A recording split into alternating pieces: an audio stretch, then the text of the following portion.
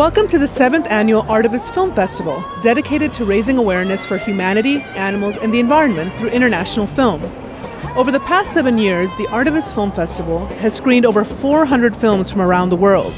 Special thanks go to our host and sponsor, Petrobras, a partner in our community.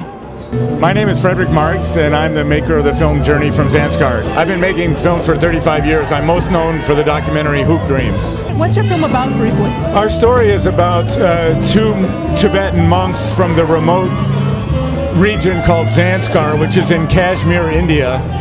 It's a historically Tibetan region. Their Tibetan culture is dying.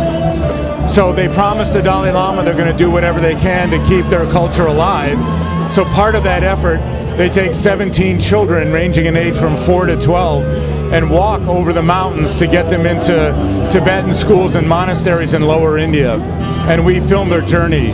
So it's kind of an adventure, it's kind of a road tale with the culture as a context. What made you switch gears to this topic? Well, I always make films about whatever I'm passionate about. And I've been a practicing Buddhist for 20 years. And I always love every opportunity I have to go to the Himalaya mountains.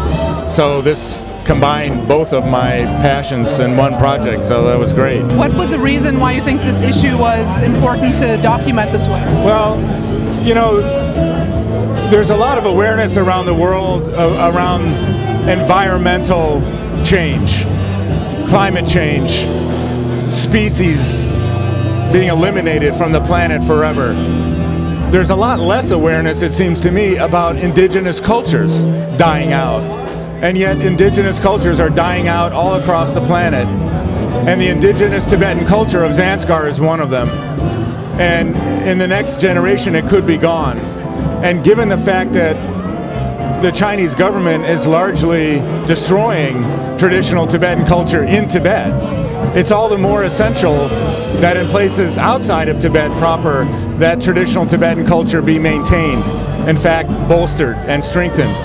Because as a Western culture, we're going to need the wisdom from these indigenous cultures in order to ourselves survive coming environmental and other changes. Cultures around the planet have been under attack, indigenous cultures, for thousands of years, really. So it's, you know, I think it's a responsible decision to do what we can to support them. Are there ways in which people can help with the issue of indigenous cultures and, you know, other organizations that you'd like to direct viewers to? You know,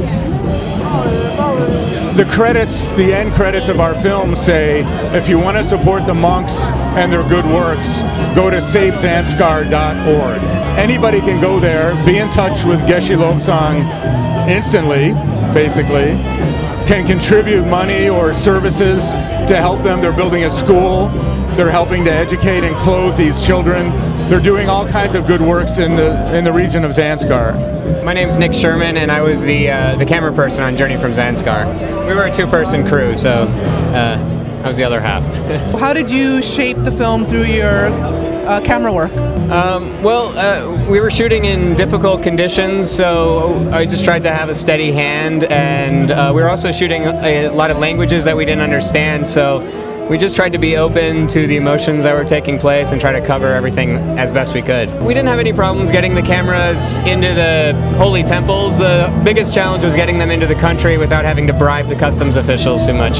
One of the most challenging scenes was at the top of one of the mountain passes. It was about 17,000 feet, and we were dealing with camera malfunctions, but also altitude sickness, and just it was a hard situation to be in, regardless of whether we were filming or not. And at one point there were yaks that were supposed to be cutting a trail for us, and they just gave up, turned around, and started running towards us. So I had to sort of step out of the way and then try to figure out what everybody was shouting, because it was in Zanskari, which I didn't speak. And basically they were saying, it's time to turn around.